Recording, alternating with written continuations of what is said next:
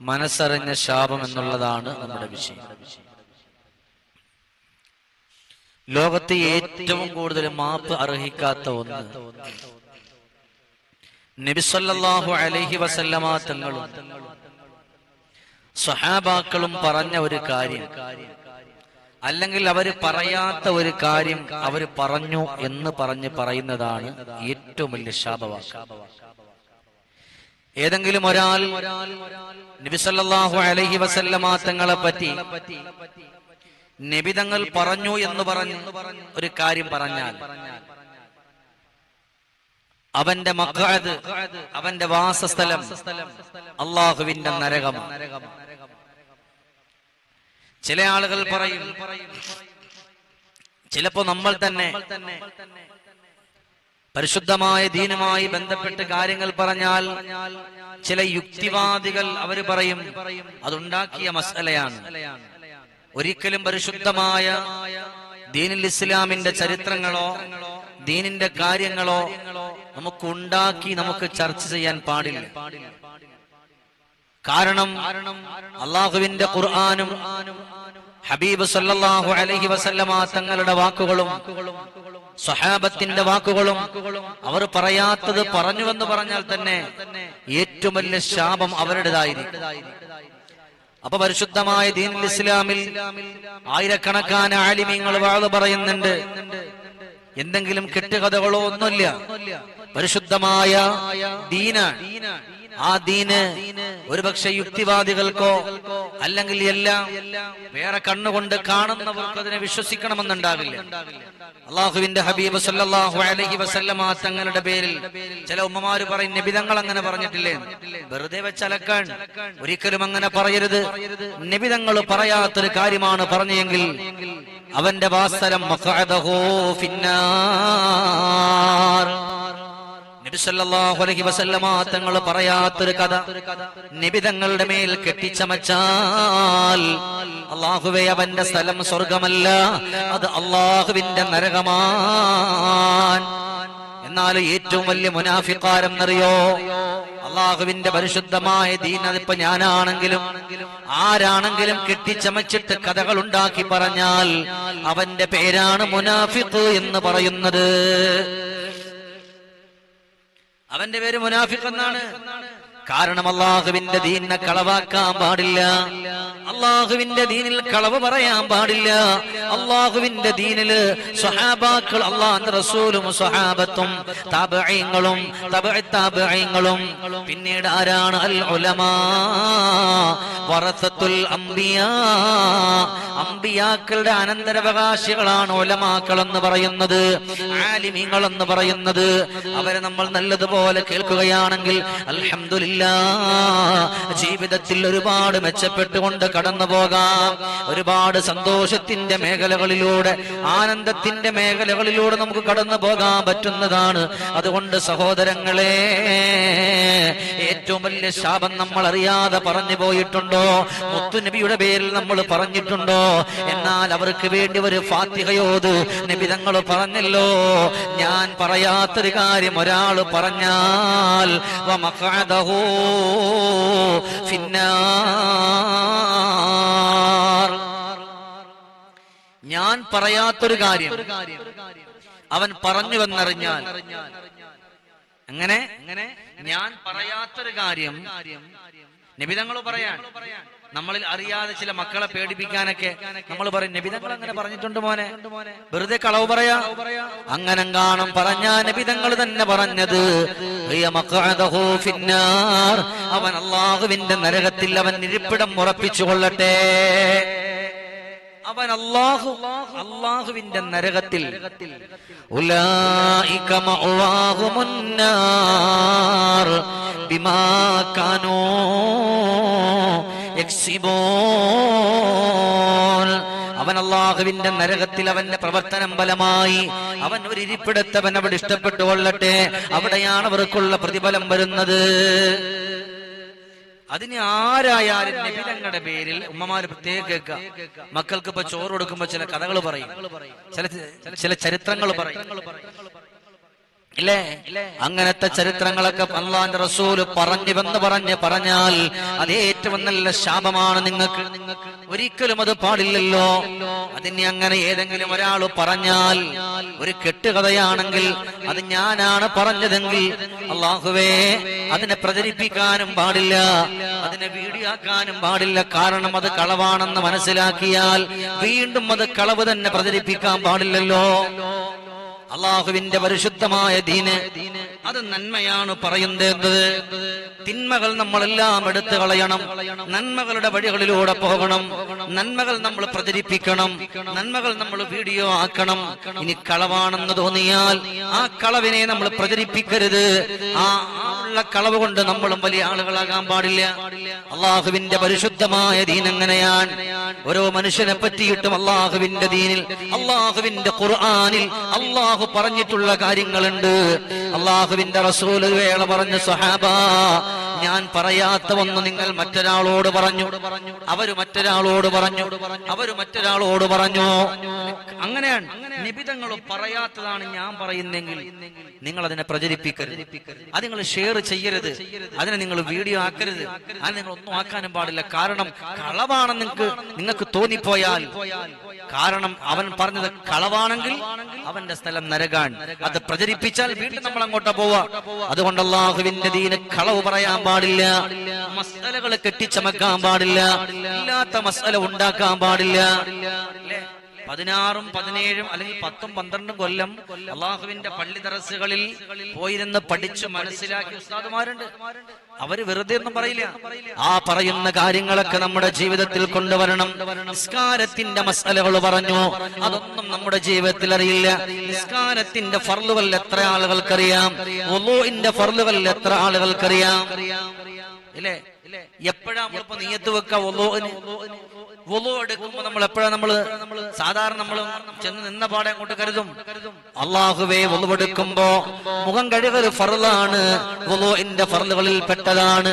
അപ്പൊ ഇങ്ങനെ മുഖം ഇങ്ങനെ തടകാൻ ആരംഭിക്കുമ്പോ നിസ്കാരത്തെ ഹലാലാക്കാൻ വേണ്ടി ഞാൻ വുളു എടുക്കുന്നു, അല്ലെങ്കിൽ ചെറിയ ശുദ്ധി വരുത്താൻ വേണ്ടി വുളു ചെയ്യും.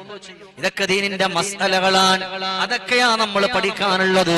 ഇൻഷാ അല്ലാഹ് വുളുഇന്റെ ഫർളുകള്, നിസ്കാരത്തിന്റെ ഫർളുകൾ നമ്മളിവിടെ ചർച്ചകൾ ചെയ്യും. അത് കേൾക്കാനും പഠിക്കാനും അല്ലാഹു നമുക്ക് തൗഫീഖ് തരട്ടെ. എത്രയോ തെറ്റുകൾ നമ്മുടെ നിസ്കാരത്തിൽ വരുന്നുണ്ട്.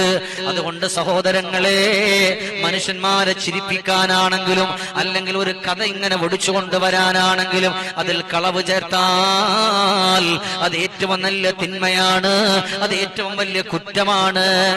ചില ആളുകളുണ്ട് അവരുടെ ആവശ്യങ്ങൾക്ക് വേണ്ടി മസ്അല ഉണ്ടാക്കുക. അള്ളാഹിന്റെ ദീനിന് അത് പറ്റൂല. അള്ളാഹുവിന്റെ ദീനിൽ അത് പറ്റൂല. അവനവന്റെ ആവശ്യങ്ങൾക്ക് വേണ്ടി മസ്അല ഉണ്ടാക്കാൻ ഇതെന്താ പത്രം വല്ലതാണോ, അല്ലെങ്കിൽ മറ്റുള്ള ഏതെങ്കിലും ചാനലുകളാണോ, ന്യൂസ് പത്രങ്ങളോ അല്ലെങ്കിൽ പിന്നെ ന്യൂസ് ചാനലുകളാണോ കെട്ടുകഥകൾ ഉണ്ടാക്കാൻ? അല്ല. അള്ളാഹുവിന്റെ ദീനാകുമ്പോ അതിൽ സത്യമായിട്ടുള്ള കാര്യങ്ങൾ പറയും. അതിൽ പറയുന്നത് നമ്മൾ ഒരുപാട് ഞാനിപ്പോ നിങ്ങളോട് വന്നിരുന്നപ്പോ സംസാരിക്കാൻ ഞാൻ വെറുതെ കയറിയിരുന്ന് പറയില്ല. നിങ്ങളോട് പറയുന്ന മുമ്പിട്ട് 2 വട്ടം ഞാൻ അതിനെപ്പറ്റി പഠിക്കും, ഒന്ന് വായിച്ചു നോക്കും.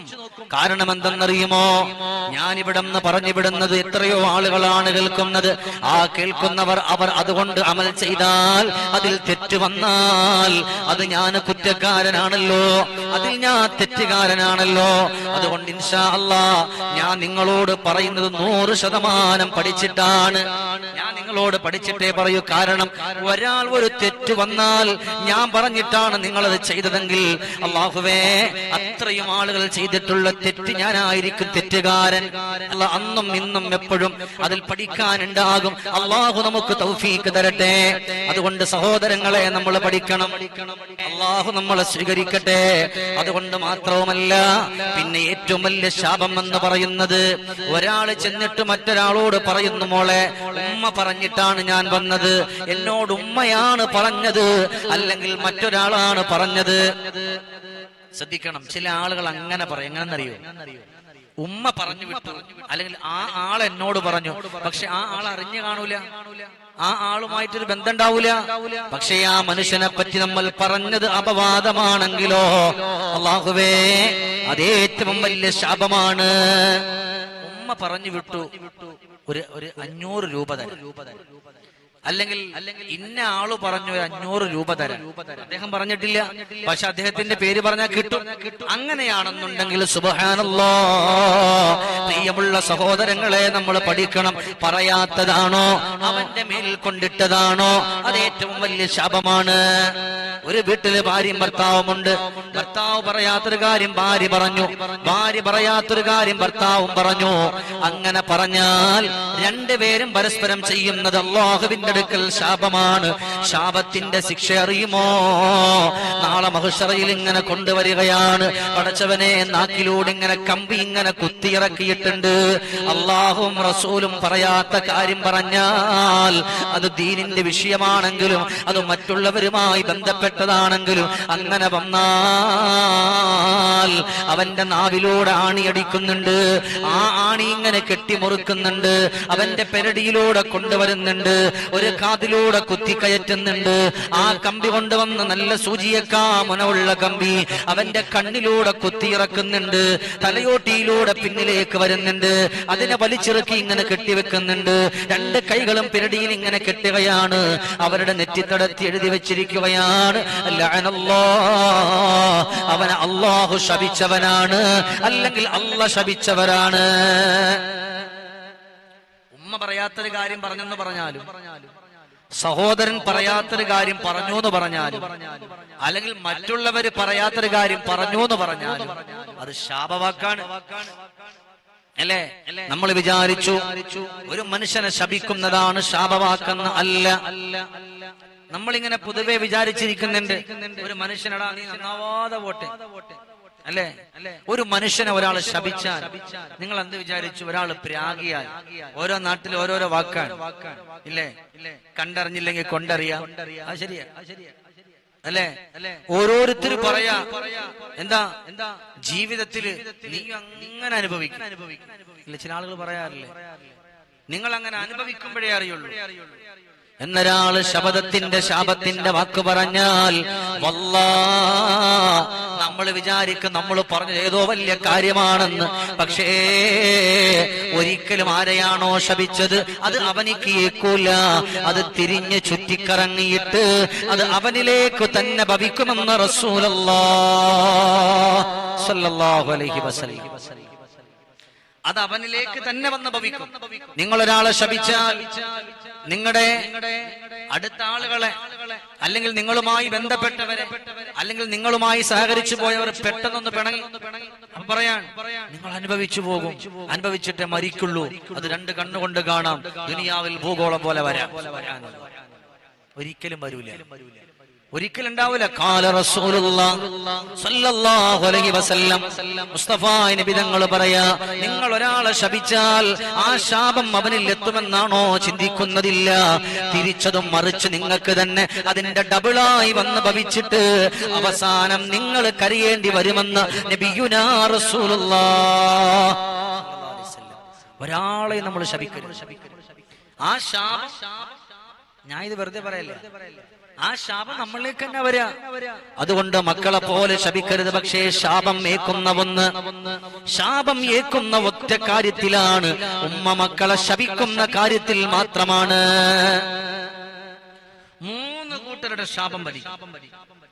3 കൂട്ടരുടെ ശാപം വലിക്കും. ഒന്ന് അല്ലാഹുവിന്റെ ശാപം, അത് വലിക്കും. രണ്ടാമത്തതോ അള്ളാന്റെ ഹബീബ് നബി മുഹമ്മദ് മുസ്തഫ, അള്ളാന്റെ റസൂൽ ശപിച്ചാല് പിന്നെ നമുക്ക് രക്ഷയില്ല. മൂന്നാമത്തത് ആരെന്നറിയുമോ? ഉമ്മയാ ഉമ്മുക്ക, നിന്റെ ഉമ്മയാണ്.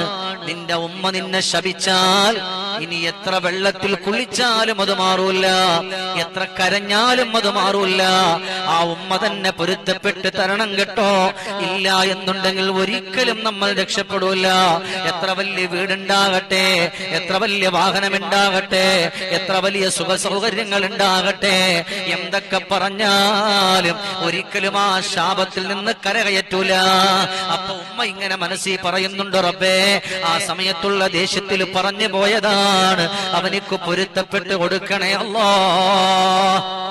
ഉമ്മമാരങ്ങനെ പറയുന്നത് കൊണ്ടാണ് ഇന്നും പലരും ഈ ദുനിയാവിന്റെ പുറത്തുകൂടി ഇതുപോലെ പോകുന്നത്. ഇല്ലേ? മനുഷ്യന്മാർ ഓരോരുത്തരും ഓരോ രീതിയിലാണ് അല്ലേ? ആളുകൾക്ക് നമുക്ക് അവരോട് പറഞ്ഞു മനസ്സിലാക്കാം ഒരു മനുഷ്യന്റെ സ്വഭാവം. നമുക്ക് അത്രയും വേണ്ടപ്പെട്ട ഒരാളാണെങ്കിൽ നമുക്ക് പറയാം, ഈ ഒരു സ്വഭാവം നീ അവസാനിപ്പിക്കണം, അത് നിനക്ക് പാടില്ല. നിനക്ക് ദേഷ്യം വരുമ്പോ എന്തും വിളിച്ചു പറയുന്ന ഒരു സ്വഭാവക്കാരനാകരുത് നീ. പലവട്ടം നമ്മൾ വാണിംഗ് കൊടുത്തിട്ട് അവർ ചെയ്തില്ലെങ്കിൽ ഫഹുവ റദ്ദ്, അവനെ തള്ളിക്കളഞ്ഞേക്കണം. അല്ലേ? ആരാ ഇത് പഠിപ്പിച്ചത്? എന്റെ വാക്കല്ല, നബിയുനാ റസൂലുള്ളാഹ്. നബി തങ്ങളുടെ ചുണ്ടിൽ നിന്ന് കളവ് വരൂല. നിങ്ങളുടെ കൂട്ടുകാരോ, നിങ്ങൾ ഏറ്റവും സ്നേഹിക്കുന്നവരോ നിങ്ങളോടൊപ്പം അങ്ങനെ വന്നാൽ, അല്ലാഹുവേ, നിങ്ങൾ അവനോട് ഒരുപാട് വാണിംഗ് കൊടുത്തു, ഒരുപാട് വട്ടം നിങ്ങൾ പറഞ്ഞങ്ങനെ പറയല്ലേ. വീണ്ടും അതുപോലെ പറഞ്ഞാൽ നിങ്ങൾ അല്ലാഹുവിനങ്ങ് വിട്ടേക്കണേ. നിങ്ങൾ അല്ലാഹുവിലേക്ക് വിട്ടേക്ക ഇല്ലേ? അതുകൊണ്ടാണ് ജീവിതത്തിൽ അല്ലാഹ് ശപിച്ചാലും റസൂലുള്ളാഹി തങ്ങൾ ശപിച്ചാലും ഉമ്മ ശപിച്ചാലും ആ ശാപം എന്നും അതങ്ങനെ തന്നെയായിരിക്കും. അതെപ്പോഴും അങ്ങനെ തന്നെയായിരിക്കും. അതുകൊണ്ട് സഹോദരങ്ങളെ, ഒരിക്കലും ഇവരെ മൂന്നുപേരെയും വെറുപ്പിക്കരുത്. അള്ളാഹുവിന് ഇഷ്ടപ്പെടാത്തവെന്ന് പറയരുത്. ഹബീബ് നബി മുഹമ്മദ് മുസ്തഫ സല്ലല്ലാഹു അലൈഹി വസല്ലമ തങ്ങൾക്ക് ഇഷ്ടപ്പെടാത്തവെന്ന് പറയരുത്. അങ്ങനെ പറഞ്ഞാൽ സുബ്ഹാനല്ലാഹ്, നിങ്ങൾക്ക് ഒരിക്കലും രക്ഷപ്പെടാൻ കഴിയൂലല്ലോ. ഒരിക്കലും രക്ഷപ്പെടാൻ കഴിയില്ല. അല്ലേ? നിന്നോട് ചോദ്യമുരത്തു വന്നാൽ പിന്നെ മിണ്ടാതിരുന്നാൽ നല്ലതാണ് പൊന്നേ. അടിക്കുന്ന കൈകൾ രണ്ടുമുണ്ടേ ശബ്ദമാ, ഒന്നും നനക്കി എന്നിരുന്നാൽ ചലനമാ. ഒരാൾ ശപിക്കാണ്, തിരിച്ച് നീയും അതുപോലെ ശപിക്കരുത്. ഒരാൾ നിന്നെ എങ്ങനെ കുറ്റം പറയാൻ, അപ്പൊ നീയും തിരിച്ചതിനെ കുറ്റപ്പെടുത്തരുത്. രണ്ട് കൈ കൊണ്ടടിച്ചാലേ ശബ്ദം ഉണ്ടാകുള്ളൂ. ഒരു കൈ കൊണ്ടടിച്ച ശബ്ദം കേൾക്കൂല. ആ കൈ ഇങ്ങനെ അതിങ്ങനെ അനയിക്കൊണ്ടേയിരിക്കും. അതാണ് നിയമം. അതൊന്നും നമ്മൾ ചലിക്കരുത്. ഇല്ലേ? ആയുധമേവനിൽ ലഭിക്കുന്നു, അവനിക്ക് റബ്ബ് പ്രതിഫലം നൽകുന്നേ. അതുകൊണ്ട് മോനെ, സബറു നീ ഒരു കുമ്പിളിൽ ചേർത്തന്നിരുന്നാൽ സ്വർഗമാ കൈക്കുമ്പിളിൽ. ആരെന്ത് പറഞ്ഞാലും എത്ര കുറ്റപ്പെടുത്തിയാലും നിങ്ങളെ ദേഷ്യം വരുത്തുന്ന അല്ലെങ്കിൽ തിരിച്ചു പറയാൻ പറ്റുന്ന ഭാഗത്തില് എന്തൊക്കെ പറഞ്ഞാലും നിങ്ങൾ മുമ്പേ വാണിംഗ് ചെയ്തവരാണോ, ലാ തഖൂലു ഹൗലാ, അങ്ങനുള്ളവരോട് പിന്നെ നിങ്ങളൊന്നും പറയാൻ പോകണ്ട. അവര് പറഞ്ഞങ്ങ് തളർന്നോളും. നിങ്ങൾ രണ്ട് കൈ കൊണ്ടടിക്കുമ്പോഴല്ലേ നിങ്ങൾക്ക് അവിടെ നിന്ന് വല്ലാതെ ശബ്ദമുണ്ടാകും. അപ്പോഴാണ് നിങ്ങളുടെ വഴക്ക് മൂർച്ഛിക്കുന്നത്, അപ്പോഴാണ് നിങ്ങളുടെ ശാപങ്ങൾ കടന്നു വരുന്നത്. പക്ഷേ നിങ്ങളെയാണ് ശപിച്ചതെങ്കിലും നിങ്ങൾ തിരിച്ചൊന്നും പറഞ്ഞിട്ടില്ലെങ്കിലും വല്ലാഹി അതൊരു ശാപമായി നിനക്കങ്ങനെ തന്നെ കിടക്കുമെന്ന് നബിയുനാ റസൂലുള്ളാഹ്. അതൊരു ശാപമായി അങ്ങനെ തന്നെ കിടക്കും. അതുകൊണ്ട് നമ്മൾ ആവശ്യമില്ലാത്ത വാക്കുകൾ, ആവശ്യമില്ലാത്ത പറച്ചിലുകൾ നമ്മൾ അവസാനിപ്പിക്കണം. ലോകത്ത് അങ്ങനത്തെ കാര്യങ്ങൾ നമ്മൾ മാറ്റുമ്പോഴാണ് നമുക്ക് വിജയിക്കാൻ പറ്റും. അള്ളാഹു നമ്മയൊക്കെ രക്ഷപ്പെടുത്തട്ടെ. അള്ളാഹുവെ സ്വീകരിക്കണേ റഹ്മാനെ. ആരൊക്കെ എന്തൊക്കെ ആഗ്രഹങ്ങൾ പറഞ്ഞോ, എന്തെല്ലാം കാര്യങ്ങൾ കമന്റിലൂടെ പറഞ്ഞോ, അതൊക്കെ നിറവേറ്റി കൊടുക്കണേ അല്ലാഹ്. ഇൻഷാ അല്ലാഹ് നമുക്ക് നല്ലതുപോലെ കുറച്ച് ദുആയും കാര്യങ്ങളൊക്കെ നമുക്ക് ചെയ്യണം. നിങ്ങൾ എനിക്ക് വേണ്ടി ദ്വാരക്കണം, ഞാൻ നിങ്ങൾക്ക് വേണ്ടി ആത്മാർത്ഥമായി ദുആ ചെയ്യും. അള്ളാഹു നമ്മളെ സ്വീകരിക്കട്ടെ. വആഖിറു ദഅവാനാ അൽഹംദുലില്ലാഹി റബ്ബിൽ ആലമീൻ. അസ്സലാമു അലൈക്കും വറഹ്മത്തുള്ളാഹി വബറകാതുഹു.